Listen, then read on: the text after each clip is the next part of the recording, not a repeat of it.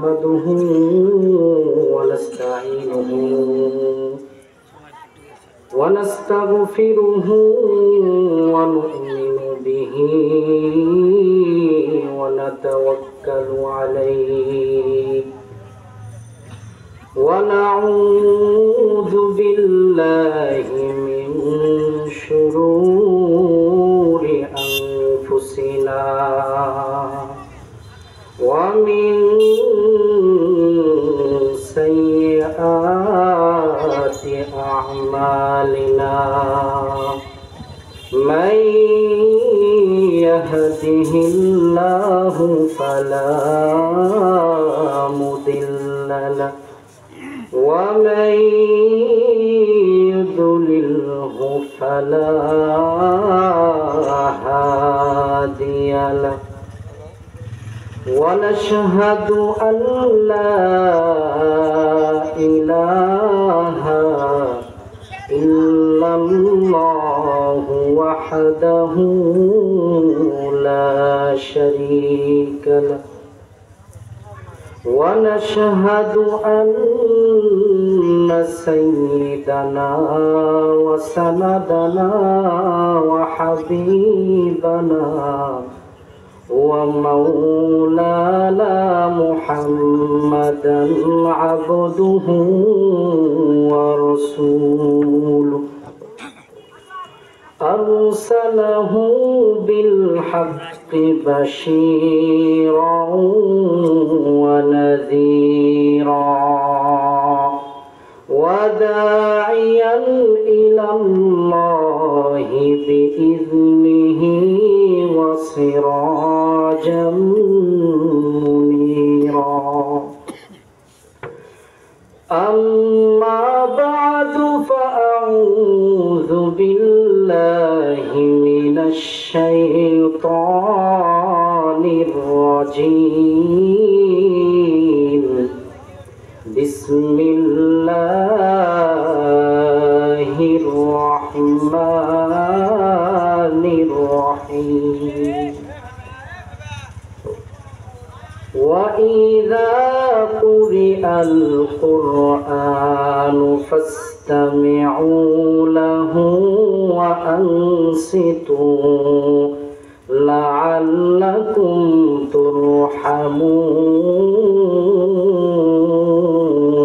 ترحمون وقال الله تعالى في القرآن المجيد وفي فرقانه الحميد ولقد يسرنا القرآن للذكر فهل من مدكر صدق الله مولانا العظيم وقال النبي صلى الله عليه وسلم خيركم من تعلم القرآن وعلمه أو كما قال عليه الصلاة والسلام हर घड़ी देने को तू तैयार है जो न मांगे उससे तू बेजार है सारे दुनिया हो मुखालिफ कुछ नहीं नुकसान है गम नहीं है डर नहीं है जब खुदा रहमान है হুদামালা মন্ডল করা যুব সমাজের উদ্যোগে 14তম অধিবেশনে তাফসিরুল কোরআন মাহফিলের সম্মানিত সভাপতি সহসভাপতি বিশেষ অতিথিবৃন্দ হযরত উলামায়ে কিরাম এবং আমার সামনে উপবিষ্ট বাবার বয়সী সম্মানিত মুরব্বিয়ানে ইজম এবং যুবক ভাইরা আমার এবং ছোট ছোট কচিকাচ্চা বাচ্চারা পর্দার আড়ালে অবস্থানরত সম্মানিত মা ও বোনেরা সকলের প্রতি আমি সালাম বিনয় করছি আসসালামু আলাইকুম ওয়া রাহমাতুল্লাহি ওয়া বারাকাতুহু। ওয়া আলাইকুম আসসালাম ওয়া রাহমাতুল্লাহি আমি আমার কোরআন তিলাওয়াতকৃত আয়াত ও হাদিস থেকে আমার আজকের বয়ানের আলোচনার বিষয় হচ্ছে হাফেজে কোরআনের মর্যাদা, একজন আলিমের মর্যাদা। যারা হাফেজে কোরআন নয়, যারা সাধারণ মুসলমান, তারা যদি কোরআন তিলাওয়াত করে আল্লাহ পাক রব্বুল আলামিন তাদেরকে কি মর্যাদা দিবেন, কি বেনিফিট বা কি সওয়াব দিবেন, এই বিষয়ে আলোচনা করব। এই বিষয়টি বলার আগে একটি কথা আসলে বলা মনটা চাইতেছে, জানি না বললে কি হবে, তারপরেও বলে ফেলাই। আমরা সকলে এলাকার মানুষ, আজ থেকে আমাদের মনে আছে এই জমিনে, এই জায়গায় আমাদের একজন বক্তা নির্ধারণ করা হয়েছিল আজিজুল হক জিহাদি, কিন্তু সেইবার মাহফিল হয় না। আপনাদের মনে আছে? সবাই আছে। শুধু আমাদের গ্রামেই নয়, বাংলাদেশের 64 জেলায়, 64 গ্রামে, 60,000 গ্রামে, যত গ্রাম আছে, যত জেলা আছে, সমস্ত জেলায় এরকম মাহফিল বন্ধ করা হয়েছে। এইরকম স্বৈরাচার সরকার, যাকে আমরা 5ই আগস্ট বৈষম্য বিরোধী আন্দোলনের মাধ্যমে, শুধু এটা আমার কথা নয়, এটা বাংলাদেশের প্রতিটি জনগণের কথা, বলেন ঠিক কিনা? তাকে যে বিতাড়িত করতে পারছে এই জন্য সবাই খুশি, শুধু আমি নয়, শুধু আমি নয়, বাংলাদেশের প্রতিটি জনগণ। স্বৈরাচার বললে অনেকে রাগ করে, মনে কষ্ট পায়। তারা ধান্দা কোথায়? ডিমের দাম তো কমে নাই, বাজারের দাম তো কমে নাই, তেল তো কমে নাই, তাহলে এই সরকার বিতাড়িত লাভ কি হইল? লাভ এটাই হয়েছে, যেগুলো টাকা শোষণ হয়েছে আর হইতেছে না, যে বাংলাদেশের ব্যাংক খালি হয়েছে আর হইতেছে না। এরপরে বাংলাদেশের মানুষ মাহফিল করতে পারতেছে, দিনের কথা নির্বিঘ্নে বলতে পারতেছে, আল্লাহর দিনের প্রচার করতে পারে, এই জন্যই তো খুশি আমরা, বলেন ঠিক কিনা? এটা একটা আলোচনার বাইরে ছোট্ট একটা কথা ছিল, তাই বলে ফেললাম। এখন আসলে আমার আয়াতকৃত তিলাওয়াত বক্তব্যের দিকে চলে যাইতেছেন।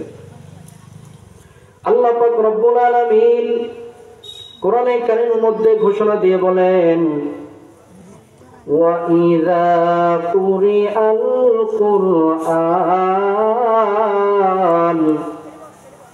যখন আমি আল্লাহ পাক রব্বুল আলামিনের কোরআন তিলাওয়াত করা হয়, ফাসতামিউ লাহু, তোমরা যারা মুমিন মুমিনাত, দুনিয়ার সকল মুসলমানরা আছো, আমি আল্লাহ পাক রব্বুল আলামিনের কোরআন তেলাওয়াতকে তোমরা অধিক মনোযোগ দিয়ে শোনো। এরপর আল্লাহ পাক রব্বুল আলামিন বলেন, ওয়া আনসিতু লাআল্লাকুম তুরহামুন,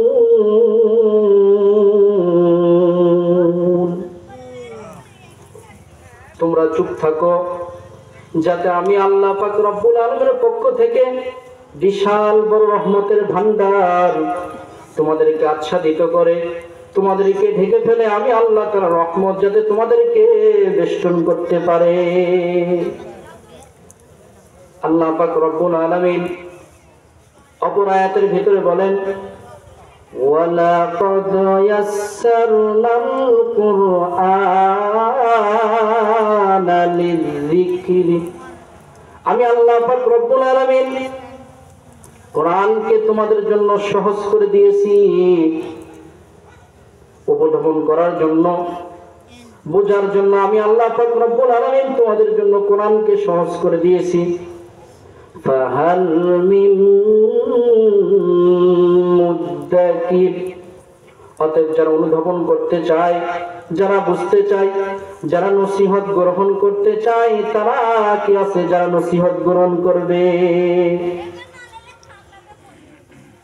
আল্লাহ পাক রব্বুল আলামিন অপর একটা আয়াতের ভিতরে বলেন, ওয়ারাত্তিলিল কুরআনা তারতিলা,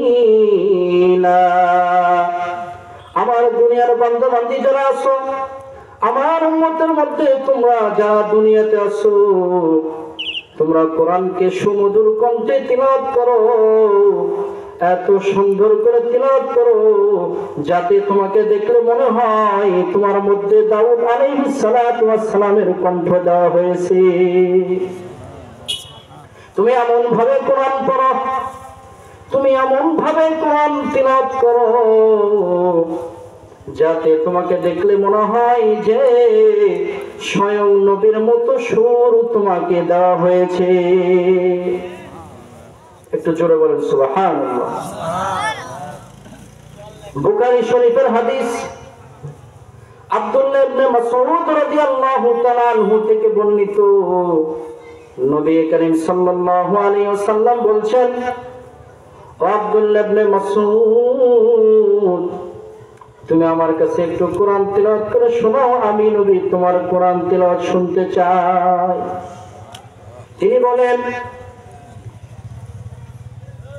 কুলতু আকরাউ আলাইকা, আমি কিভাবে আপনার উপর কোরআন তিলাওয়াত করব? ওয়া আলাইকা উনজিলা, অথচ কোরআন স্বয়ং আপনার উপরে নাজিল হয়েছে। নবী করিম সাল্লাল্লাহু আলাইহি ওয়াসাল্লাম বললেন, ক্বালা ইন্নী আশতাহি আসমাআহু মিন গায়রি। ও আব্দুল্লাহ ইবনে মাসউদ, তুমি চিন্তা করো না, যদিও কোরআন আমি নবীর উপরে নাজিল হয়েছে, কিন্তু আমার বড় পছন্দ, আমি অন্যের থেকে কোরআন তিলাওয়াত শুনতে বড় ভালোবাসি, এই কারণে তুমি আমার কাছে কোরআন তিলাওয়াত করে শোনাও। এবার আব্দুল্লাহ ইবনে মাসউদ রাদিয়াল্লাহু তাআলা বলছেন, ফাকরাআতুন নিসা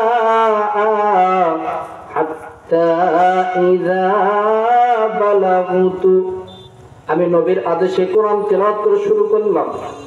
যখন আমি একটা পর্যায়ে পৌঁছে গেলাম, কোন পর্যায়ে? কোরআন শরীফের আয়াত, সূরা নিসার আয়াত 48 নম্বর আয়াত, ফাকাইফা ইযা জিনা মিন কুল্লি উম্মাতিন বিশাহীদ ওয়াজি'না বিকা আলা হাউলাই শাহীদা। আব্দুল্লাহ মাসউদ রাদিয়াল্লাহু তাআলা বলছেন, আমি যখন তিলাওয়াত করতে করতে 1 নম্বর আয়াত থেকে যখন 41 নম্বর আয়াতে চলে গেলাম, এই আয়াতের অর্থ হচ্ছে, সেদিন কেমন হবে যেদিন আল্লাহ পাক রব্বুল আলামিন আদম আলাইহিস সালাম থেকে শুরু করে শেষ নবী মুহাম্মদুর রাসূল সাল্লাল্লাহু আলাইহি ওয়াসাল্লাম পর্যন্ত যত নবী পাঠিয়েছেন, সমস্ত নবীর উম্মত থেকে একজন করে সাক্ষী বের করবেন, আর সকল সাক্ষীর উপরে নবী মুহাম্মদুর রাসূল সাল্লাল্লাহু আলাইহি ওয়াসাল্লামকে সাক্ষী রূপে পেশ করবেন।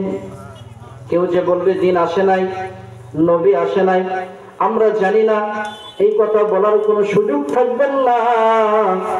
আব্দুল্লাহ ইবনে মাসউদ রাদিয়াল্লাহু তাআলা বলেন, আমি যখন এই পর্যন্ত পড়লাম, পড়ার পর নবীজি সাল্লাল্লাহু আলাইহি ওয়াসাল্লাম আমাকে বললেন, ক্বালানি কুফা আও আমসিক, নবী করিম সাল্লাল্লাহু আলাইহি ওয়াসাল্লাম বললেন, আব্দুল্লাহ মাসউদ তুমি থেমে যাও, তোমার পড়া বন্ধ করে দাও।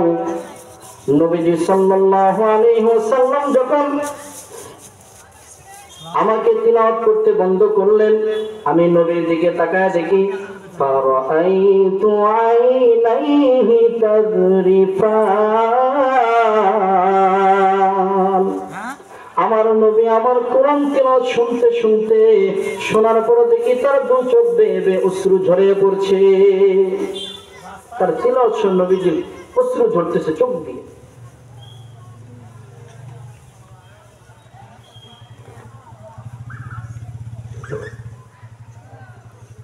এই ছিল আজকে আমাদের আলোচনার একটা বিষয়ের ভিতরে, যে নবীজি সাল্লাল্লাহু আলাইহি সাল্লাম বলছেন যে দেখো, তোমরা যদি সফলতা অর্জন করতে চাও, কোরআন তিলাওয়াত করো।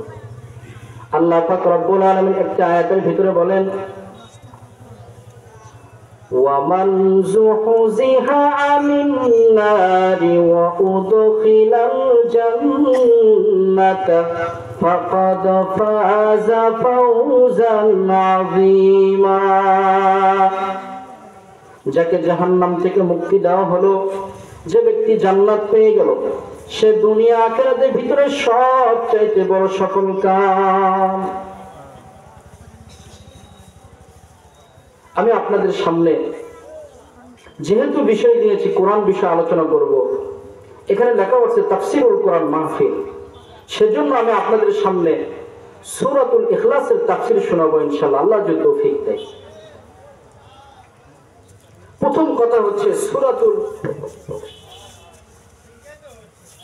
সূরাতুল ইখলাস এটা কি মক্কায় নাজিল হয় নাকি মদিনায়? আব্দুল্লাহ ইবনে মাসউদ রাদিয়াল্লাহু তাআলা আনহু বলেন,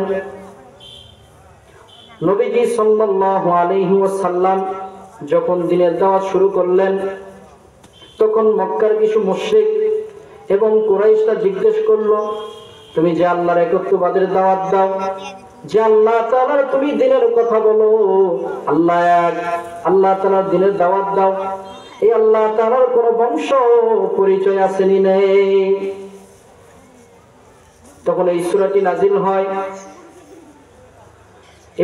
আব্দুল্লাহ ইবনে আব্বাস রাদিয়াল্লাহু তাআলা আনহু থেকে বর্ণিত, তিনি বলেন, নবী করিম সাল্লাল্লাহু আলাইহি সাল্লাম যখন হজের মৌসুমে মানুষদেরকে মক্কার মুশরিকদেরকে দাওয়াত দেয়, দাওয়াত দিতে এই সময় তারা জিজ্ঞেস করে যে আল্লাহর নবী মুহাম্মদ সাল্লাল্লাহু আলাইহি ওয়াসাল্লাম, তুমি যে আল্লাহর দ্বীনের দাওয়াত দাও, তুমি যে আল্লাহর একত্ববাদের কথা বলো, তুমি যে বলো আল্লাহর নবী, তোমার কোন প্রমাণ আছে কিনা? আল্লাহর কোন বংশ পরিচয় আছে কিনা? সেই হিসেবে জানা যায় যে তাদের ভিতরে কাব ইবনে আশরাফ ছিল, যে মক্কার মদিনার একজন মুনাফিক। এই সূরাটি মদিনায় নাজিল হয়। তো বিশুদ্ধ কথা কি? বিশুদ্ধ কথা হইল এই সূরাটি মক্কায় নাজিল হয় যখন মদিনার মুশরিকরা নবী করিম সাল্লাল্লাহু আলাইহি ওয়াসাল্লামকে আল্লাহ পাক রব্বুল আলামিনের বংশ পরিচয় জানতে চায়, তখন নবী করিম সাল্লাল্লাহু আলাইহি ওয়াসাল্লামকে তাদেরকে দ্বিতীয়বার সূরা ইখলাস পড়িয়ে শুনিয়ে দেয়। এই হলো সূরাটি মক্কা না মদিনায় নাজিল হয়েছে। একটা সমাধান, সূরাতুল ইখলাস নাজিল হওয়ার শানে নুজুল, কোন প্রেক্ষাপটে এই সূরাটি নাজিল হয়েছে? নবী করিম সাল্লাল্লাহু আলাইহি ওয়াসাল্লাম নিজের জন্মভূমি মক্কাতে 10 বছর মেহনত করলেন। উকাজের মেলায়, জুল মেজাজের মেলায়, বিভিন্ন মেলাতে গোত্রে গোত্রে বাড়িতে বাড়িতে গিয়ে দ্বীনের দাওয়াত দেওয়া শুরু করলেন। মানুষের দ্বারা দ্বারাই ঘুরে ঘুরে এক আল্লাহর দাওয়াত দিতে বললেন, লা ইলাহা ইল্লাল্লাহু মুহাম্মাদুর রাসূলুল্লাহ তুফলিহুন। নবীজি সাল্লাল্লাহু আলাইহি ওয়াসাল্লাম মক্কার এমন কোন ঘর নাই যে ঘরে গিয়ে গিয়ে দাঁড়ে দাঁড়ে গিয়ে গিয়ে দাওয়াত দেন নাই।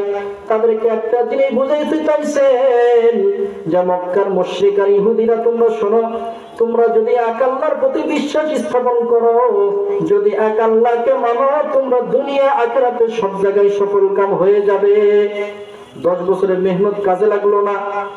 নবী করিম সাল্লাল্লাহু আলাইহি ওয়াসাল্লাম 10 বছর পরে মদিনায় যে সমস্ত মুশরিকরা হজের মৌসুমে আসে, মদিনায় ওই সময় 2টি দল ছিল, একটা ছিল মুশরিক আর একটা ছিল ইহুদি।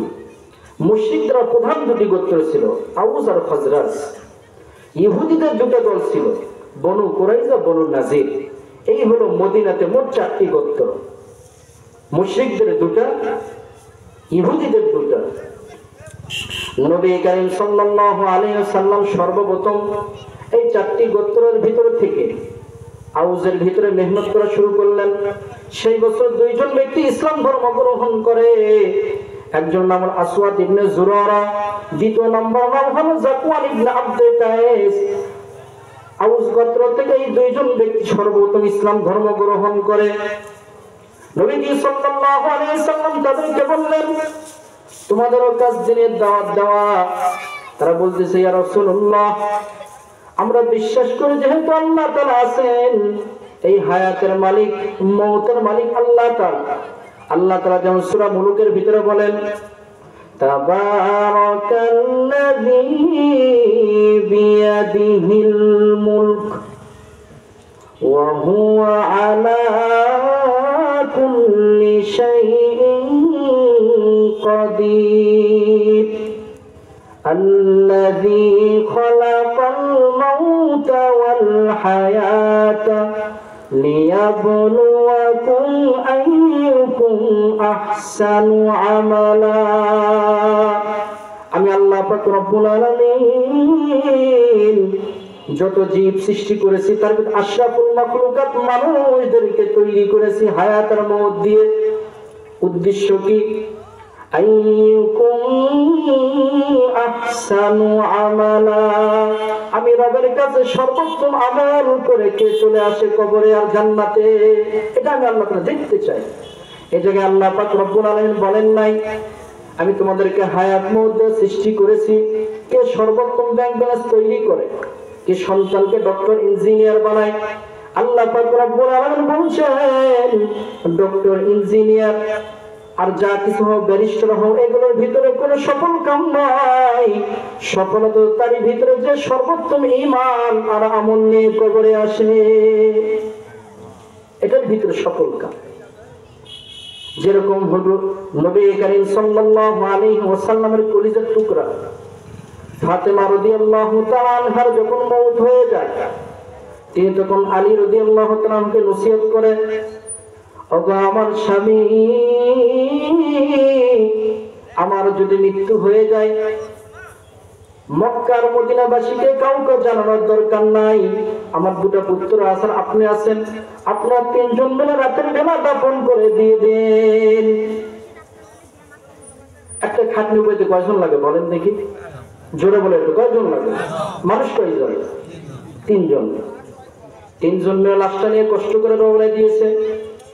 প্রতিমধ্যে দেখা আবু যর গিফারি রাদিয়াল্লাহু তাআলা আনহু, আবু যর গিফারি জিজ্ঞেস করো, ভাই আলী, তোমার চোখে কান্না দেখা যায়, অথচ তুমি শেরে খোদা আসাদুল্লাহুল জব্বার, তোমার চোখে তো পানি মানাই না, অশ্রু মানাই না। আবার দেখা যায় তোমার দুই পুত্র কান্না করতেছে। উনি বলে যে ভাই, আমি আজকে কান্না এই কারণে নয় যে আমার স্ত্রী মারা গেছে, কিন্তু আমার টেনশন এবং বিপদ এই জায়গায়, আমার পেরেশানি এই জায়গায় যে আমার বিবির সাথে কবরের ভিতরে কি মুআমালা হবে। আমরা বিবির সুখে কাঁদি না, সন্তানের সুখে কাঁদি, তাদের ধারণা কোথায়? উনি বলতেছে ভাই, আমি আমার বিবি মারা গেছে এই জন্য কাঁদি না, আমি কাঁদি একটুকুন আমার বিবির কাফন দাফন হয়ে যাবে। উনি নবীর কন্যা, কলিজার টুকরা, তার সাথে কি মুআমালা হবে। আবু যর গিফারি বলেন চলেন দাফন করি। কাফন দাফন শেষ হয়ে গেল, দাফন করা হয়ে গেল। আবু যর গিফারি রাদিয়াল্লাহু তাআলা আনহু কবরকে লক্ষ্য করে বলতেছেন, ও কবর, তুমি কি জানো তোমার ভিতরে আজকে কাকে দাফন করা হলো? কবর জবাব দেয়, আল্লাহ তাআলা মাটির মুখ খুলে দিচ্ছে। কবর জবাব দেয় যে ভাই, আমার ভিতরে যদি স্বয়ং নবীকেও রাখা হয়, নবীর কন্যাকে ফাতেমাকে আলীকে আমি চিনি না, আবু বকরকে ওসমানকে আমি চিনি না, আমি শুধু চিনি ইল্লাল্লাযীনা আমানু ওয়া আমিলুস সালিহাত, কে নেক আমল করেছে এবং পরিপূর্ণ ঈমান নিয়ে কবরে এসেছে, আমি শুধু তাকেই চিনি। কবরে জবাব দিতেছে ভাই, আমি ফাতেমাকে, নবীর কন্যাকে, স্বয়ং বিশ্ব নবীকে আমি চিনি না, আমি শুধু চিনি কার ঈমান আছে আর কার আমল আছে। নবী করিম সাল্লাল্লাহু আলাইহি ওয়াসাল্লাম এভাবে বুঝিয়ে বুঝা মানুষদেরকে দ্বীনের দাওয়াত দিতেছেন যে তোমরা আসো, দ্বীনের দিকে আসো। সফলতা ব্যাংক ব্যালেন্স আর টাকা পয়সার ভিতরে নয়, সফলতা হলো ঈমান আর খাঁটি আমলের ভিতরে। এরপরের বছর 6 জন মুসলমান হয়, এরপরের বছর 12 জন মুসলমান হয়। এর ভিতর থেকে মক্কার যে প্রধান গ্রুপ খাজরাজ আর দ্বিতীয় আউস, খাজরাজ গ্রুপ থেকে 10 জন, আউস গোত্র থেকে 2 জন, এই মোট 12 জন সর্বপ্রথম মুসলমান হয়। নবী করিম সাল্লাল্লাহু আলাইহি ওয়াসাল্লাম এই 12 জন মুসলমানদেরকে নিয়ে সর্বপ্রথম একটা বায়াত গ্রহণ করেন, এটাকে বলা হয় বায়াত উকবায়ে উলা। এর পরের বছর যখন আবার হজের মৌসুম আসলো, নবী করিম সাল্লাল্লাহু আলাইহি ওয়াসাল্লাম এই 12 জন সহ আবারও মেহনত লাগাই দিলেন। এই 4টি গোত্র থেকে আউস, খাজরাজ, বনু কুরাইজা, বনু নাজির সর্বমোট 70 জন মুসলমান হয়। তাদের মধ্যে থেকে 70 জন হলো পুরুষ, 2 জন হলো মহিলা। এই 12 জন, এই 72 জন সর্বপ্রথম মুসলমান হয়। তারপরের বছর নবী করিম সাল্লাল্লাহু আলাইহি ওয়াসাল্লাম তাদেরকে নিয়ে একটি দ্বিতীয় বায়াত গ্রহণ করলেন। এটাকে বলা হয় বায়াত উকবায়ে সানিয়া। এখন কথা হলো, বায়াতে উকবা তো বুঝলাম যে উকবার বায়াত, উকবা কাকে বলা হয়? একটা পরিচয়। যারা হাজিরা তারা চেনেন। মিনাকে কে চেনে? একটু হাত উঠান দেখি যারা হাজির সাহেব গেছেন। মাশাআল্লাহ, অনেকে হাত উঠছে। মিনাতে ঢোকার পূর্বে একটা প্রথম স্থান, যেন হুদামালা মঙ্গলপাড়া ঢুকতে একটা প্রথম জায়গা, মাঝখানের পর শেষে মিনার প্রথমেই ঢুকতে একটা জায়গার নাম হলো উকবা। হাজির সাহেবরা জামরাতুল উকবায় পাথর নিক্ষেপ করেন কিনা? পাথর নিক্ষেপ করেন না? এই জামরাতুল উকবা, এই জায়গাটা বলা হয় উকবা। রাসূল সাল্লাল্লাহু আলাইহি ওয়াসাল্লাম এই দুই বায়াত এই দুই জায়গায় নিয়েছিলেন, যার ফলে তার নাম হয়েছে বায়াত উকবায়ে উলা, বায়াত উকবায়ে সানিয়া। এদিকে মক্কার মুশরিকরা ইহুদিরা, মদিনার মুশরিকরা ইহুদিরা তার আগে ফেটে পড়তেছে যে কোথায় থেকে মুহাম্মদ সাল্লাল্লাহু আলাইহি ওয়াসাল্লাম এক আল্লাহর দাওয়াত দিতেছে। আমরা তো 7000 মূর্তির পূজা করি। কাবা ঘরের ভিতরে 360টি মূর্তি রয়েছে। এমন অবস্থায় শেষ নবী মুহাম্মদ কোথায় থেকে আসে? বল আল্লাহ এক, কোন মূর্তির পূজা চলবে না। আল্লাহকে মানতে হবে, কোরআন পড়তে হবে, আমি নবীকে নবী হিসেবে বিশ্বাস করতে হবে। তখন তার আগে ফেটে পড়ে বলে, ওগো নবী মুহাম্মদ, আমরা তো মূর্তি বানাই কাঠ দিয়ে, আমরা তো মূর্তি বানাই পাথর দিয়ে, আমরা তো মূর্তি বানাই সোনা রূপা দিয়ে তৈরি করি। এই সমস্ত মূর্তি আমাদের তৈরি করে তাদের ইবাদত করতে হয়।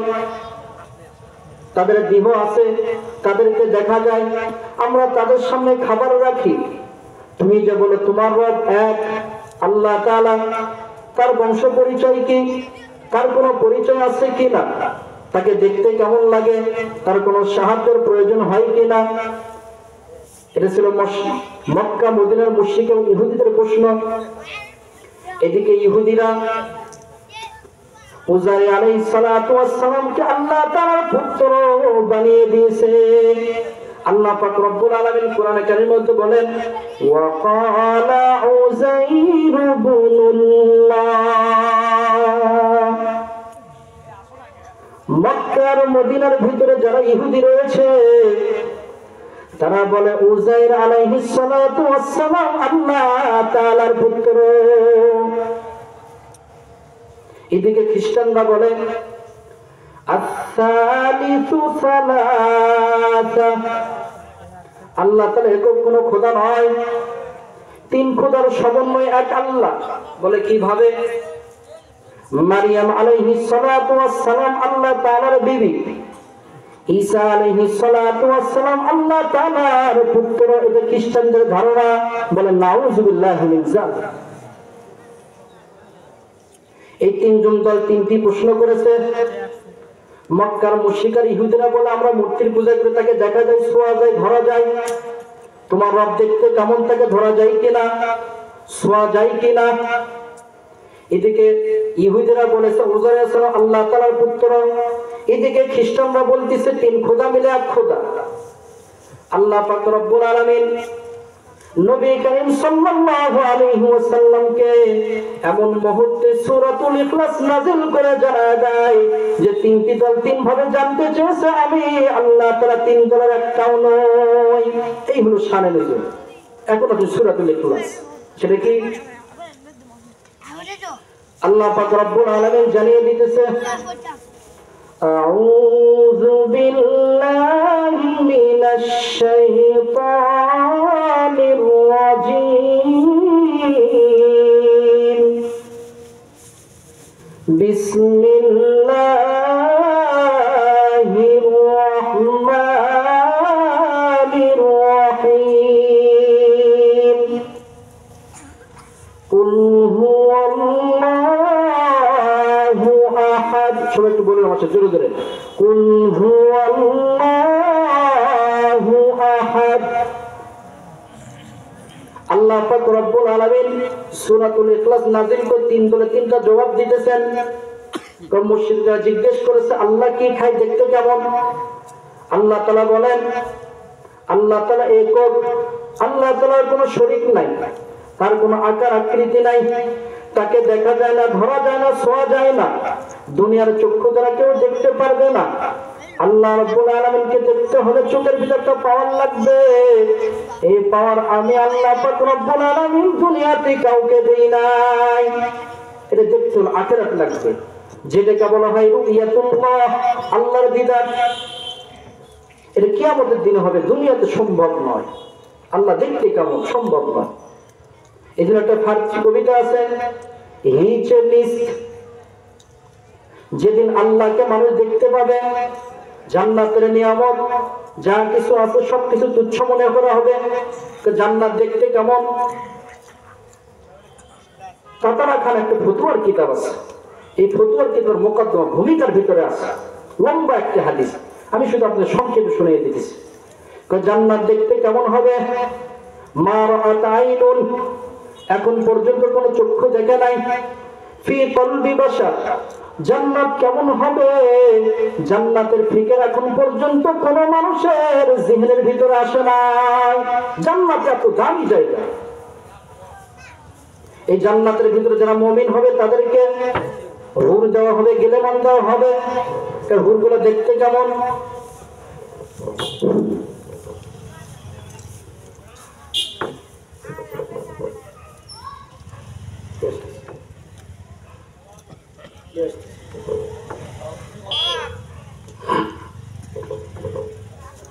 প্রশ্ন হলো হুরগুলো দেখতে কেমন হবে? তো হুরের গায়ে কাপড় থাকবে, কাপড়ের ভিতরে গোশত দেখা যাবে, দেহ দেখা যাবে, রক্ত দেখা যাবে, হাড্ডি দেখা যাবে, হাড্ডির ভিতরে মগজগুলো আছে তাও দেখা যাবে। এত সুন্দরী আল্লাহ তাআলা দেন। আল্লাহ তাআলা সূরাতুল ওয়াকিয়ার ভিতরে বলেন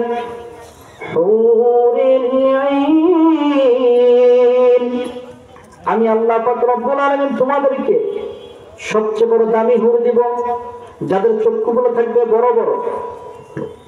এই জান্নাতি হুরদের যে কাপড় একটু টুকরা যদি দুনিয়াতে যদি ফেলে দেওয়া হয়,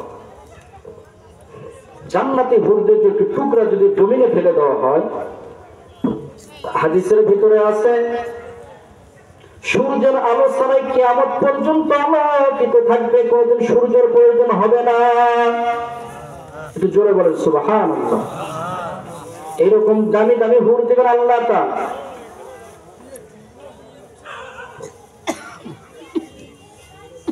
আল্লাহ পাক রব্বুল আলামিন তাদের জবাব দিয়ে বলতেছেন এইরকম দামি দামি জায়গার হুর গেলাম যা কিছু পাইবা, কিয়ামতের দিনে যেদিন আমি আল্লাহকে তোমরা দেখতে পাইবা, সেদিন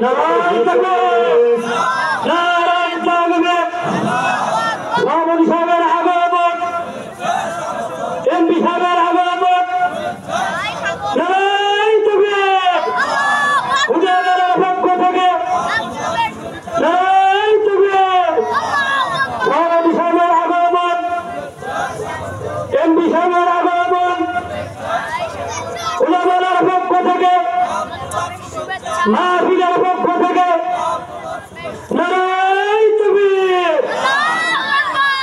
সম্মানিত সভাপতি সাহেব এই মুহূর্তে উপস্থিত হয়েছেন, আমাদের আসন গ্রহণ করেছেন।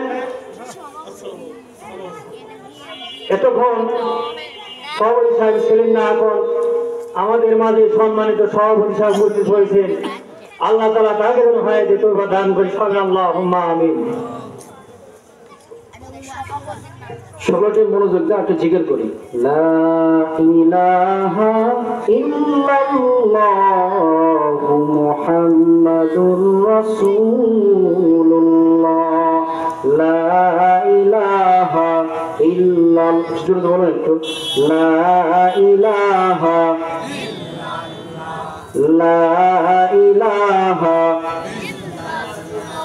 লা ইলাহা ইল্লাল্লাহ, লা ইলাহা ইল্লাল্লাহ মুহাম্মাদুর রাসূলুল্লাহ সাল্লাল্লাহু তাআলা আলাইহি ওয়াসাল্লাম যখন মক্কার মুশরিকরা প্রশ্ন করলো, আল্লাহ পাক রব্বুল আলামিন জানিয়ে দিলেন, কুল হুয়াল্লাহু আহাদ, আমি আল্লাহ পাক রব্বুল আলামিন একক, আমার কোনো শরীক নাই।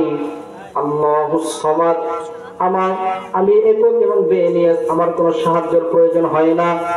তোমরা যেমন মূর্তি বানাও স্বর্ণ দিয়ে, রূপা দিয়ে, কাঠ দিয়ে, পাথর দিয়ে, আমি আল্লাহকে বানাইতে হয় না, আমার সামনে খাবারের প্রয়োজন হয় না। আল্লাহুস সামাদ, আমি আল্লাহ মুকাফিক্কি, আমি বেনিয়াস, আমি কোনো মুকাফিক্কি নই। আল্লাহ পাক রব্বুল আলামিন মুশরিক আর ইহুদিদের জবাব দিয়ে দিলেন, তোমরা যারা মনে করো নবীকে প্রশ্ন করেছে তোমার রব দেখতে কেমন, তাকে ধরা যায় না, ছোঁয়া যায়, তুমি একটু বলো। আমি আল্লাহ জানিয়ে দিলাম, আমি আল্লাহর কোনো আকার নাই, আমি আল্লাহকে ধরাও যায় না, ছোঁয়াও যায় না। ওদিকে যারা প্রশ্ন করেছিল মক্কার ইহুদিরা, আল্লাহ পাক রব্বুল আলামিন তারা বলে দিয়েছিল, মক্কার ইহুদি আর খ্রিস্টানরা বলেছিল উযাইর আলাইহিস সালাম আল্লাহ তাআলার পুত্র এবং মারিয়াম আলাইহিস সালাম আল্লাহ তাআলার বিবি, ঈসা আলাইহিস সালাম আল্লাহ তাআলার দ্বিতীয় পুত্র। আল্লাহ পাক রব্বুল আলামিন তাদের জবাব দিতেছেন, লাম ইয়ালিদ ওয়া লাম ইউলাদ, আমি আল্লাহ পাক রব্বুল আলামিন কারো থেকে জন্মগ্রহণ করি নাই, আমি আল্লাহকে কেউ জন্ম দেই নাই, আমার কোনো পিতামাতা নাই। এবং আল্লাহ পাক বলছেন ওয়া লাম ইউলাদ, আমি আল্লাহ কাউকে জন্ম দেইনি, আমার কোনো বিবিও নাই, আমার কোনো পুত্রও নাই। আল্লাহ পাক রব্বুল আলামিন এই তিন বেলার জবাব দিয়ে দিলেন। আল্লাহ পাক পরিশেষে বলেন, ওয়ালাম ইয়াকুল লাহু কুফুয়ান আহাদ, তোমরা যারা মনে করো আল্লাহ মনে হয় দেখা যায়, আল্লাহকে ধরা যায়, আল্লাহকে ছোঁয়া যায়, আমি আল্লাহ বলতেছি আমার কোনো সমকক্ষ পৃথিবীতে হবে না, আমার কোনো সমতুল্য কাউকে বানানো সম্ভব নয়। আমি আল্লাহ একক, আমি আল্লাহ তাআলা রাজাধিরাজ, আমার কোনো সমতুল্য পৃথিবীতে কাউকে বানানো সম্ভব নয়। আল্লাহ পাক রব্বুল আলামিন এইরকম সূরাতুল ইখলাসের যে পটভূমি কি কারণে নাজিল হইল, শানে নজুলের সাথে সাথে আল্লাহ তাআলা সূরা ইখলাসকে নাজিল করে সকল জবাব দিয়ে দিলেন। সূরাতুল ইখলাস পড়লে ফজিলত কি? এক নম্বর ফজিলত, আমির রাদিয়াল্লাহু তাআলা আনহু থেকে বর্ণিত, তিনি বলেন, যখন আমি নতুন মুসলমান হইলাম, আমি নবী করিম সাল্লাল্লাহু আলাইহি ওয়াসাল্লামকে জিজ্ঞেস করলাম, ইয়া রাসূলুল্লাহ, আমাকে সর্বোত্তম এমন একটি আমল দিয়ে দেন যে সহজ আমল করে আমি আল্লাহ যেন রাজি খুশি করে অতি দ্রুত জান্নাতে চলে যাইতে পারি। নবী করিম সাল্লাল্লাহু আলাইহি ওয়াসাল্লাম বললেন, ওগো আমের, আমি তোমাকে এমন তিনটি সূরা শিক্ষা দিব, তুমি যদি সেই সূরার উপর আমল করতে পারো, আমল যদি নাও করতে পারো, যদি তুমি সারাদিন তিলাওয়াত করো, এই তিলাওয়াত তোমাকে জান্নাতে পৌঁছায় দিবে। উনি বললেন, ইয়া রাসূলুল্লাহ, পৌঁছে আমাকে জানায়া দেন। নবী করিম সাল্লাল্লাহু আলাইহি ওয়াসাল্লাম বললেন, সূরাতুল ইখলাস অর্থাৎ কুল হুয়াল্লাহু আহাদ প্রথম সূরা, দ্বিতীয় সূরা সূরাতুল ফালাক, কুল আউযু বিরাব্বিল ফালাক, তিন নম্বর সূরা কুল আউযু বিরাব্বিন নাস। সুবহানাল্লাহ। নবী করিম সাল্লাল্লাহু আলাইহি ওয়াসাল্লাম জানিয়ে বললেন, ও আমির, এই তিনটি সূরা শুধু কোরআন শরীফে নাজিল হয়েছে এমন নয়, আমার আল্লাহ পাক রব্বুল আলামিন এই তিনটি সূরা আসমানি সবচেয়ে বড় চারটি কিতাব, তার মধ্যে কোরআন, তারপরে জাবুর, ইনজিল, তাওরাত, আল্লাহ পাক রব্বুল আলামিন এই তিনটি সূরা চারটি কিতাবের ভিতরে নাজিল করেছে। তুমি যদি আমের এই তিনটি সূরা যদি পড়তে পারো, এই তিনটি সূরা তোমাকে জান্নাতে নিয়ে যাবে। তুমি ঘুমের সময় প্রতিদিন তেলাওয়াত করো।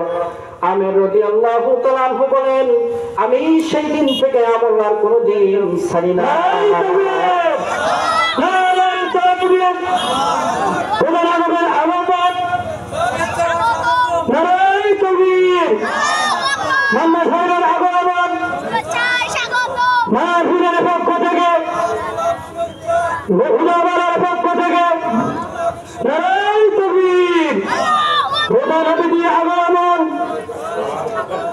মুজাহিদের আগমন, নারায়ে তাকবীর, মান্না সাহেবের আগমন, জিয়াদি সাহেবের আগমন, নারায়ে তাকবীর। যেহেতু এখানে কথা আসছে, নবী করিম সাল্লাল্লাহু আলাইহি ওয়াসাল্লাম বলছেন যে আমের, তুমি যদি ঘুমের পূর্বে এই সূরাগুলো তিলাওয়াত করে শোও, এই সূরাগুলোই তোমাকে জান্নাতে নিয়ে যাবে। এই সুবাদে একটা ছোট্ট একটা ঘটনা শুনে আপনাদের। যুবকের নাম হলো ইবনে বতুতা। তিনি একটি অমুসলিম এলাকায় জন্মগ্রহণ করেন। তার ধ্যান ধারণা কিছুটা ইব্রাহিম আলাইহিস সালাতু ওয়াস সালামের মতো। তিনি চিন্তা করেন, আমি তো এমনি এমনি তৈরি হয় নাই, আমরা মূর্তি নিজেরাই বানাই, নিজেরাই তৈরি করি, নিজের রং লাগাই, এটা তো আমাকে তৈরি করতে পারে না। তিনি একজন মুসলমান পাইলেন, ভাই তুমি কিসের পূজা করো, কার ইবাদত করো? আমি আল্লাহ তাআলার ইবাদত করি, আমাকে মুসলমান বানায় দাও। এই যুবক যখন মুসলমান হয়ে গেল, তার বাবা মা সবাই তাকে হত্যা করার জন্য উদ্গ্রীব হয়ে গেল। তার বংশের লোককে বলে দিল, তাকে যেখানে পাও হত্যা করে, সে আমাদের ধর্ম ত্যাগ করেছে। ইবনে বতুতা তিনি বলেন, আমি ইমানকে রক্ষার জন্য নিজের জানকে নয়, আমার ইমানকে হিফাজত করার জন্য আমি আমার এলাকা থেকে বের হয়ে গেলাম। দীর্ঘদিন সফর করতে করতে করতে করতে একটা এলাকায় গেলাম। দেখার পরে দেখে একজন বুড়ি মা রাস্তার কাছে বসে আছে। আমি জিজ্ঞেস করলাম যে মা, আমি বড় মুসাফির, আমি অনেক দূর থেকে আপনাদের এলাকায় এসেছি, আমাকে একটু রাতের বেলা থাকার জায়গা দেওয়া যাবে কিনা? এই বুড়ি মা বলে, বাবা তুমি বড় অসহায় দেখতে লাগে, তোমার চেহারাটাও দেখে মনে হয় তুমি ক্ষুধার্ত, তুমি একটু খাবার খাও, তারপরে তুমি আমার বাসায় থাকো। বুড়ি মা তাকে সুন্দর করে খাবার খাইয়ে দিলেন। এই যুবক খাবার খাওয়ার পরে রাতের বেলা ঘুমিয়ে গেলেন। ক্লান্ত শ্রান্ত শরীর, অনেকদিন যাবৎ হাঁটে হাঁটে সফর করতেছেন, বড় ক্লান্ত শরীর নিয়ে ঘুমিয়ে গেছেন। যুবক যখন গভীর ঘুমে চলে গেছে, কিছু সময় পরে দেখা যায় এই বুড়িমা বড় কান্নার আওয়াজ, এমন ভাবে কান্না করতেছে, কান্না দেখে মনে হয় কেউ মারা গেছে। এই যুবক ঘুম ভাঙার পরে জিজ্ঞেস করে, মা আমাকে আপনি কত সুন্দর করে আপ্যায়ন করাইলেন, মেহমানদারি করলেন, খাওয়াইলেন, রাতের বেলা সুন্দর ভাবে থাকার জায়গা দিলেন, কিন্তু রাতের বেলা এমন কি হয়ে গেল যে আপনি কান্নাই করতেছেন? বুড়িমা বলে যে বাবা দেখো, আমার ছেলে অল্প বয়সে মারা যায়, কিন্তু মারা যাওয়ার সময় তার বিবি ছিল গর্ভবতী। এই সন্তান একটি কন্যা সন্তান জন্মগ্রহণ করে। এই ছোট্ট নাতনি ছাড়া আমার দুনিয়াতে কেউ নেই। আমি তোমাকে যদি মারা যাই, আমি যদি অসুস্থ হয়ে যাই, আমার গায়ে যদি জ্বর আসে, আমাকে ট্রিটমেন্ট করার জন্য, ডাক্তারের কাছে নেওয়ার জন্য, স্যাম্পল একটা মাথায় পানি দেওয়ার জন্য এই নাতনি ছাড়া কেউ নেই। কিন্তু আমাদের এই এলাকার একটা নিজাম বা নিয়ম নীতি হইল, যদি কোনো খরা দেখা দেয়, বৃষ্টি যদি না হয়, নদী যদি শুকিয়ে যায়, খাল বিল যদি শুকিয়ে যায়, এই নদী আর খাল বিলে পানি আনার জন্য একটি সুন্দর রূপসী রমণীকে ওই জায়গার উপহার দিতে হয়। এই যুবতীকে যখন উপহার দেওয়া হবে, রাতের বেলা জিন বা দেও বা দত্ত বা ভূত কেউ এসে তাকে উপভোগ করে চলে যাবে। পরের দিন দেখা যাবে নদী ভর্তি পানি এসে গেছে। বাদশা একটা বাদশা দিয়েছে যে তোমরা খুঁজে দেখো কোন মেয়েটা সবচেয়ে বড় সুন্দরী, তার শরীরে একটা কাটার কোনো দাগ নেই, ছিঁড়া রক্ত দাগ নেই। তারা খুঁজে দেখে আমার নাতনি বড় পরম সুন্দরী, তারা আমার নাতনি কাছকে নিয়ে যাবে। আমি এই বৃদ্ধ মহিলা, যারা আমার নাতনি ছাড়া কেউ নাই, আমার কি হবে আমি এই চিন্তায়, আমার নাতনিকে যদি হত্যা করে তারা যে উপহার দেয়, আমি এই বুড়িমার কি হবে এই চিন্তায় আমি কাঁদতেছি। এই যুবক ডাকতে বলে, মা কান্নার কিছু নাই, তো তুমি বলো কি একটু পরে বাদশার লোক আসবে, আমার কন্যা আমার নাতনিকে নিয়ে যাবে, তাকে উপহার দেবে, সে মারা যাবে, আমার চিন্তার কেন নাই, কিভাবে বলতেছো তুমি? দাদিমা দেখেন আমার চেহারার ভিতরে আমি 16 থেকে 17 বছরের যুবক, আমার মুখে এখনো দাড়ি ওঠে নাই, আমাকে যদি নারী সাজানো হয় তাহলে কেউ বুঝবে না আমাকেই সাজায় দেন। এই ঘটনা মাকসাদ একটা কথা বুঝাবো, সারা রাত কোরআন পড়া, ঘুমের সময় তিলাওয়াত করা মানুষকে বড় বিপদ থেকে রক্ষা করে, ঈমান নিয়ে সে কবরে যাইতে পারে, একটা বিষয় বুঝাবো। এই জন্য এই ঘটনাটাই বলতেছি। বৃদ্ধা মহিলার কথা মতো এই যুবককে শাড়ি দিয়ে সাজানো হইল, নাকফুল, হাতে বালা, গলায় সবকিছু দিয়ে পরানো হলো। যখন বাদশার লোকরা চেক করতে আসলো যে ছেলে না মেয়ে চেক করো, এমন তো হইতে পারে, কিন্তু এই যুবকের চেহারা দেখে সমস্ত যারা কি করে চেক করে চেকিংটা তারা ভুলে গেছে। তারা বলতে যে এত সুন্দর সুন্দরী রমণী সে কখনো যুবক হইতে পারে না, চেক করে লাগবে, এমনি নিয়ে চলো। এই যুবককে এমনি নিয়ে যাওয়া হলো। নিয়ে যাওয়ার পরে দেখা গেল বিশাল বড় একটা দ্বীপ, দ্বীপের উপরে বিশাল বড় একটি ঘর। এই ঘরের ভিতর থেকে বিভিন্ন ভয়ঙ্কর আওয়াজ আছে, যে আওয়াজগুলো ভূত দেবদূতর হবে। বাদশার লোকজন এই সুন্দরী যুবককে রাখা হইল, আসলে যুবক তাকে সুন্দরী বানাইছে। এই যুবক কোরআন তেলাওয়াত শুরু করলো, আলিফ লাম মিম যালিকাল কিতাবু লা রাইবা ফীহি। তেলাওয়াত করতে করতে করতে করতে সারা রাত হয়ে গেছে, এক খতম হয়ে গেছে। সর্বশেষ কুল আউযু বিরাব্বিন নাস মালিকিন নাস, এই সূরা শেষ হয়ে গেল। রাতের বেলা বিশাল বড় যাও দৈত্য ভূত এই সুন্দর রমণীকে উপভোগ করতে আসেন, কিন্তু যখন তারা কোরআনের তিলাওয়াত শুনে তারা তার কাছে যাইতে পারে না। তাদের গায়ে শীত লাগে যায়, তাদের গায়ে কেমন যেন বিজলি চমকে যায়, তাদের গায়ে কেমন যেন আগুন লেগে যায়। এই যুবক কোরআন তিলাওয়াত করতে করতে বিশাল বড় একটা বিপদ থেকে বেঁচে গেল। পরদিনে বাদশার লোকজন চলে গেছে, লাশটা নিয়ে আসো। লাশ নিতে গিয়ে দিকে সুন্দরী রমণী বসে বসে কি যেন তিলাওয়াত করে, জীবন্ত ফেরত নিয়ে আসা হইল। তাদের 1000 বছরের রীতিনীতি, 1000 বছর রীতিনীতির ভিতরে কোনোদিন কোনো যুবতী ফেরত আসে নাই। তার অবাক হয়ে বাদশার কাছে নিয়ে গেছে যে বাদশা নামদার, আজকে এমন একজন যুবতীকে রাখলাম, কিন্তু এই যুবতী মারা যায় নাই, জীবিত আছে, আমার কাছে নিয়ে আসো। এই যুবতীকে জিজ্ঞেস করা হলো, তুমি কে? আমি যুবতী নয়, আমি একজন যুবক। তোমার পরিচয় কি? আমি একজন মুসলমান। তুমি কি পড়বে? আমি কোরআন তেলাওয়াত করি। তো তুমি এখানে কিভাবে? আমি এভাবে চলে এসেছি। এরপর জিজ্ঞেস করলো যে তুমি তাহলে বুড়িমার কাছে কেন মেহমান হয়েছিল? এরপরে যখন দেখি বুড়িমা কান্না করতেছে, আমি বললাম আমাকে সাজায় দেন।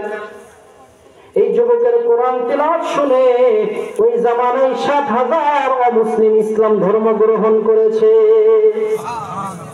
7,000 অমুসলিম ইসলাম ধর্ম গ্রহণ করেছে। ওই মুশরিক যে বাদশা সে পর্যন্ত ইসলাম ধর্ম গ্রহণ করেছে। এখন আমার বলার বিষয়, এই ঘটনার একটা কথা বুঝাইতে চেয়েছি, কেউ যদি কোরআন তেলাওয়াত করে সে দুনিয়ার বিপদ থেকেও বেঁচে যাবে। আল্লাহ পাক রব্বুল আলামিন তাকে কবর থেকে শুরু করে হাসর পর্যন্ত কোনো বিপদ দেবে না। এই কোরআন তেলাওয়াত তাকে জান্নাতে পৌঁছায় দিবে। একটু সুবহানাল্লাহ বলেন। সুবহানাল্লাহ। এটা ছিল প্রথম আমার ফজিলত। দ্বিতীয় নম্বর ফজিলত, সূরাতুল ইখলাসের মহব্বত আপনাকে জান্নাতে পৌঁছায় দিবে। একটু মুখে বলুন, কার মহব্বত? সূরাতুল ইখলাসের মহব্বত আপনাকে জান্নাতে পৌঁছায় দিবে। মসজিদে কুবা ইমামতি করেন একজন সাহাবী। তিনি প্রত্যেক নামাজের ভিতরে সূরা ফাতিহা শেষ করার পরে কুল হুয়াল্লাহু আহাদ আল্লাহুস সামাদ এই সূরাটা পড়ার পর আরেকটি সূরা মিলান, যেটা ব্যতিক্রম। আমরা কি করি? সূরা ফাতিহা পড়ে অন্য একটা সূরা মিলান। উনি করে কি? সূরা ফাতিহা পড়ার পরে কুল হু সূরা পড়েন, এরপর অন্য একটি সূরা মিলান। কুবা মসজিদের মুসল্লিগণ বিরক্ত বোধ হয়ে নবীর কাছে নালিশ দায়ের করলো, ইয়া রাসূলুল্লাহ, আপনার একজন সাহাবী সূরা ফাতিহার পরে সর্বপ্রথম কুল হু সূরা পড়ে, এরপরে অন্য একটি সূরা মিলাই, এটা আমাদের বিরক্তি লাগে। নবী করিম সাল্লাল্লাহু আলাইহি ওয়াসাল্লাম বললেন, তাকে আমার সামনে নিয়ে এসো। নবী করিম সাল্লাল্লাহু আলাইহি ওয়াসাল্লাম থেকে জিজ্ঞেস করলেন, মা ইয়াহমিলুকা আন তাকরা হাযিহিস সূরা ফি কুল্লি রাকাহ। নবী করিম সাল্লাল্লাহু আলাইহি ওয়াসাল্লাম বললেন, ও আমার সাহাবী, কোন জিনিস তোমাকে নামাজের প্রত্যেক রাকাতে সূরাতুল ইখলাস পড়ার প্রতি উদ্বুদ্ধ করলো? ওই সাহাবী উত্তর দেয়, ইন্নী উহিব্বুহা, আমার নবী আমাকে উদ্বুদ্ধ করেছে এই সূরার ভালোবাসার মহব্বত। নবী করিম সাল্লাল্লাহু আলাইহি ওয়াসাল্লাম বলেন, ইন্না হুব্বাহা আদখালাকাল জান্নাত। ও আমার সাহাবী, এই সূরার মহব্বত যদি তোমাকে বারবার পড়তে উদ্বুদ্ধ করে রাখো, তবে শুনে রাখো, আমি নবী তোমাকে বলতেছি, এই সূরার মহব্বত তোমাকে জান্নাতে পৌঁছায় দিবে। দ্বিতীয় নম্বর ফজিলত, আমি আপনাকে সূরাতুল ইখলাসকে মহব্বত করি, এই মহব্বত আমাকে আপনাকে জান্নাতে নিয়ে যাবে। তৃতীয় নম্বর ফজিলত, 50 বছর অথবা 100 বছরের গুনাহ মাফ হবে। কত বছরের গুনাহ মাফ হবে? 50 বছর, 100 বছর। আনাস রাদিয়াল্লাহু তাআলা আনহু থেকে বর্ণিত, নবী করিম সাল্লাল্লাহু আলাইহি ওয়াসাল্লাম বলেন, মান ক্বরা কুল্লা ইয়াউমিন 100 মাররা কুল হুয়াল্লাহু আহাদ মুহিয়া আনহু যুনুবা 50 সানা ইল্লা আন ইয়াকুনা আলাইহি দাইন। নবী করিম সাল্লাল্লাহু আলাইহি ওয়াসাল্লাম বলেন, আমার কোন উম্মত যদি সূরাতুল ইখলাস অর্থাৎ কুল হুয়াল্লাহু আহাদ দিনে যদি 50 বার পাঠ করে, আমি নবী বলতেছি আল্লাহ পাক রব্বুল আলামিন 100 বার পড়ার কারণে তার 50 বছরের গুনাহ মাফ করে দেয়। আমরা পড়ব কয়বার? 100 বার, 200 বার, আল্লাহ আমাদের কতগুলো গুনাহ মাফ করে দেবেন? 50 বছরে। তাহলে আমরা কেউ 50 বছর হায়াত পাবো কোনো গ্যারান্টি আছে? কিন্তু আমি যদি সূরাতুল ইখলাস 50 বার পড়ি, 100 বার পাঠ করি, আল্লাহ পাক রব্বুল আলামিন আমার জিন্দেগীর 100 বছরের গুনাহ মাফ করে দিয়ে দিবেন। কিন্তু একটা গুনাহ মাফ হবে না, সেটা হইল ঋণ।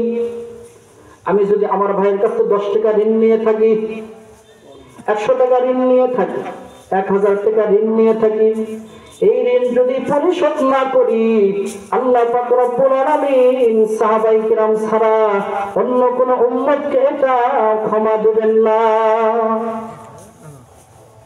তাহলে আমরা 200 বার পড়তে রাজি আছি তো ইনশাআল্লাহ? বলেন নাকি ইনশাআল্লাহ?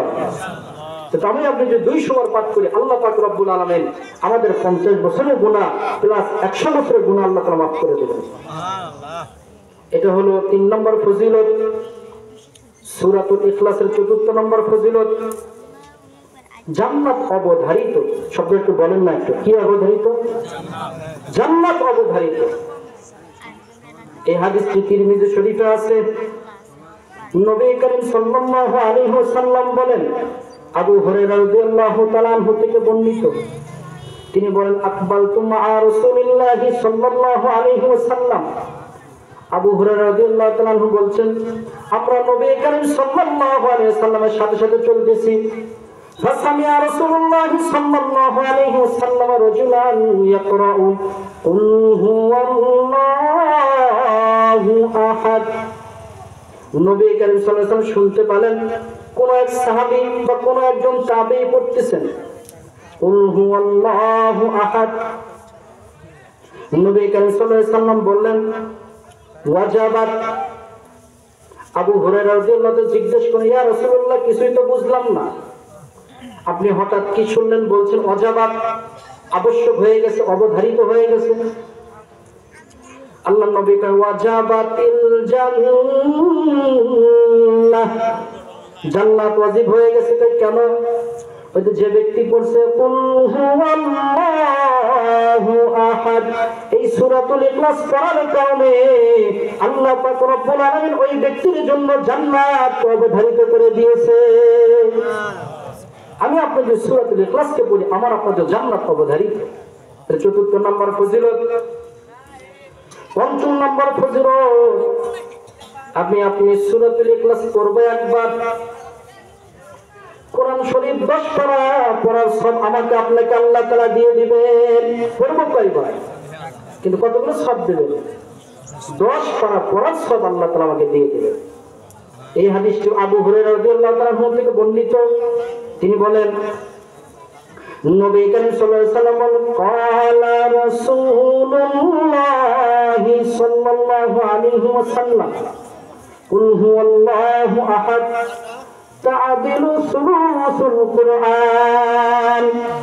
যে ব্যক্তি সূরা ইখলাস একবার পাঠ করবে আল্লাহ পাক রব্বুল আলামিন তার জন্য 10 পারা কোরআন শরীফ সওয়াব সাথে সাথে দিয়ে দেন।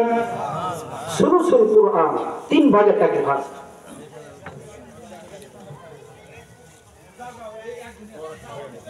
এটা ছিল তৃতীয় নম্বর ফজিলত। পঞ্চম নম্বর ফজিলত, ষষ্ঠ নম্বর ফজিলত,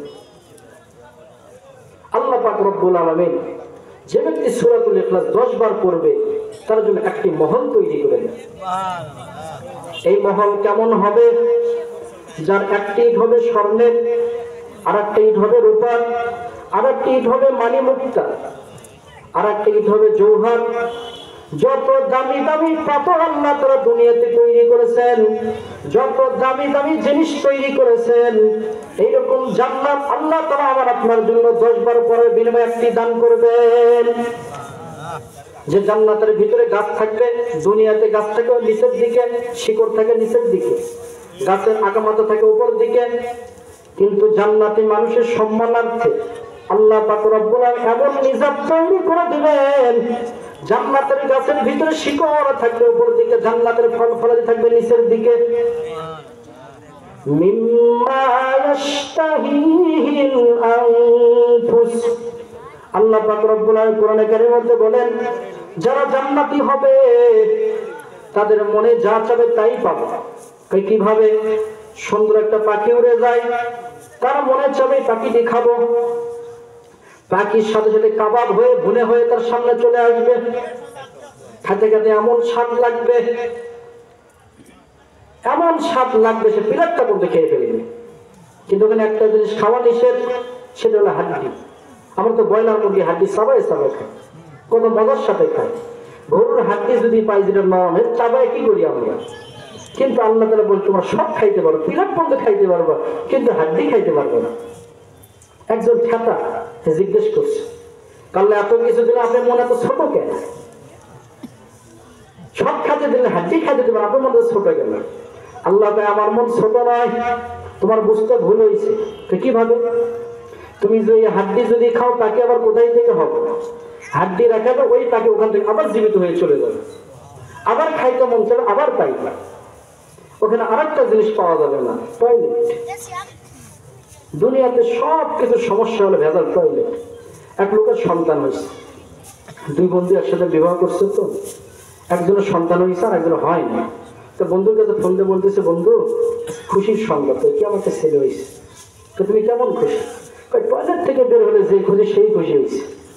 আচ্ছা, টয়লেটের কথা বলে মানুষ খুশি হয় না বেজার হয়? মনটা বড় খারাপ হয়ে গেছে, সে কত বড় বদমাস, তোমার ক্লোজ ফ্রেন্ড, কলিজার বন্ধু, আমার সন্তান হয়েছে, তুই করছিস পায়খানা থেকে বের হলে যে সেই খুশি। আল্লাহর কি শান আর কারিশমা! রাতের বেলা টয়লেট বন্ধ হয়ে গেছে, যত সময় করে তত পেট ফুলে যায়, মালাকুল মউত মনে হয় চোখে চোখে দেখতেছে। জরুরি বিভাগে নেওয়া হলো, নেওয়ার পর রাত 3টার সময় ডাক্তারের কাছে ফোন করা হয়, কিন্তু ডাক্তার আসে না। বহুত কষ্ট করে রিকোয়েস্ট করার পরে ডাক্তারকে আনা হলো, ডাক্তার ট্রিটমেন্ট দিয়ে গেল, সাথে সাথে টয়লেট ক্লিয়ার স্বাভাবিক হয়ে গেল। ফজর নামাজ পড়ে বাড়িতে চলে আসলো, বন্ধুর কাছে ফোন দিয়ে বলতেছে, বন্ধু রাগ করতে কালকে মোবাইল বন্ধ করছিলাম, বুঝতে পারি নাই কথা সত্য। সন্তানের খুশি, টয়লেট থেকে বের হলে যেমন খুশি এমন খুশি। তো কিভাবে বন্ধু কালকেও বুঝলেন, আজকে কিভাবে বুঝলাম? বাস্তব এইভাবে বুঝলাম আমি। আমার তো বাস্তবিক কালকে তো পেশাব পায়খানা টয়লেট বন্ধ হয়ে যেত, আমি তো মরে আজকে কবরে চলে যেত, তাহলে আমার সন্তানের খুশি বিবির খুশি কিছু থাকতো? বোঝা গেল টয়লেটের খুশি সন্তান হওয়ার খুশি এক। আল্লাহ তাআলা বলতেছে বান্দা দুনিয়াতে সব থাকবে আখিরাতে, কিন্তু টয়লেট থাকবে না। ওই খাতা বান্দা প্রশ্ন করছে আল্লাহ কি জন্য থাকবে না? তো দেখো দুনিয়াতে আমি আল্লাহ তাআলা তোমাদের জন্য কুলু মিনাত তাইয়্যিবাত, ও আমার বান্দারা তোমরা সাপ বিচ্ছু খেও না, শুকর খেও না, আমি আল্লাহ এগুলোকে হারাম করেছি, তোমরা খাও কুলু মিনাত তাইয়্যিবাত। আমি আল্লাহ তাআলা গরুকে হালাল করেছি, বকরিকে হালাল করেছি, মুরগিকে হালাল করেছি তখনই যখন আমি আল্লাহর নামে জবাই করা হয় এমন পবিত্র খাবার খাও। কিন্তু দুনিয়ার একটা নিজাম, দুনিয়া হলো সিম্পল, আখিরাত গুডাউন। দুনিয়াতে আপেল খেলে আপেলের সব হয়, অন্য কিছু পাওয়া স্বাদ পাওয়া যায় না। ফজলে আম খেলে ফজলে আমের সব পাওয়া স্বাদ পাওয়া যায়, অন্য আমের স্বাদ পাওয়া যায় না। কিন্তু আখিরাত তার ব্যতিক্রম। দুনিয়াতে তুমি যত খাবার খাও, খাবার পরে তোমার 5% দেহ খায়, বাকি 99% এটা বের করতে হয়। যার ফলে আমি আল্লাহ পাক রব্বুল আলামিন দুনিয়ার খাবার খাওয়ার পরে যা তোমার দেহর প্রয়োজন এটা দিয়েছি, যেটা প্রয়োজন নাই টয়লেটের মাধ্যম দিয়ে তোমার বের করা প্রসেসিং তৈরি করেছি।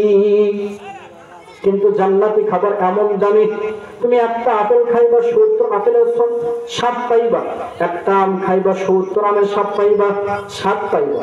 একটা মদ খাইবা, বিয়ার খাও, তুমি 70টি বিয়ারের স্বাদ পাইবা। তুমি যত কিছু খাও না কেন, দুধ খাও, মধু খাও, যা কিছু খাও, ওখানে সব কিছুর স্বাদ 1 থেকে 70 গুণ, কিন্তু একটাও তোমার দেহ থেকে বের করার প্রয়োজন না। সব কিছু 100 উপকারী, 100 থেকে 100 উপকারী, যার ফলে জান্নাতে সব থাকবে কিন্তু টয়লেট থাকবে। আল্লাহ পাক রব্বুল আলামিন কিছু কথা বলা হলো সূরাতুল ইখলাসের উপরে। আমাদের সকলকে অন্তত এই কোরআনের মহব্বত করার তৌফিক পারবেন ইনশাআল্লাহ? কিছু পারেন আমরা কুল হুসরা সারাদিন পড়েন আপনি, এই সূরার মহব্বত আপনাকে আমাকে জান্নাতে নিয়ে যাবে। আল্লাহ পাক রব্বুল আলামিন আমাকে আপনাকে সকলকে কোরআনের মহব্বত অর্জন করার তৌফিক দান করেন। অন্তত একটা ছেলেকেও হলো হাফেজ বানাই, একটা ছেলেকে হলো আলেম বানাই। আমি নিজে বানাইতে পারি নাই, ছেলে হইতে পারে নাই, নাতিকে বানাই, সে ছেলের হোক আর মেয়ের হোক। আল্লাহ পাক আমাদের সকলকে ছেলে মেয়েদেরকে সঠিকভাবে কোরআন তিলাওয়াত শিক্ষা করার তৌফিক দান করুন, শিক্ষা দেওয়ার তৌফিক দান করুন। ওয়া আখিরু দাওয়ানা আলহামদুলিল্লাহি রাব্বিল আলামিন। আসসালামু আলাইকুম ওয়া রাহমাতুল্লাহ। ধন্যবাদ আমাদের তৃতীয় বক্তা ফয়সাল বিন নাদিমকে, সুন্দর আলোচনা করতেছেন। এই পর্যায়ে আমাদের সামনে আলোচনা নিয়ে আসবেন। তার আগে আমি দুটি কথা বলতে চাই। আপনারা এই গ্রামের কয়জনই লোক না আরো আছে বলেন তো? এই বতি গ্রামের লোক কয়জন হাত তোলা দেখি তো? বতিছে কালকে তো বতির নাবিল আছে, দেখি বতি গ্রাম কয়জন? ও রে, একজন লোক আছে। যাই হোক সম্মানিত ভাইরা, এই যে মাহফিল করা হয় লোক পাওয়া যায় না, দেখেন তার কি অবস্থা। তাই আপনাদেরকে আমি সুবিধা করতেছি। আমাদের সামনে এখন প্রধান অতিথি সবাই উপস্থিত।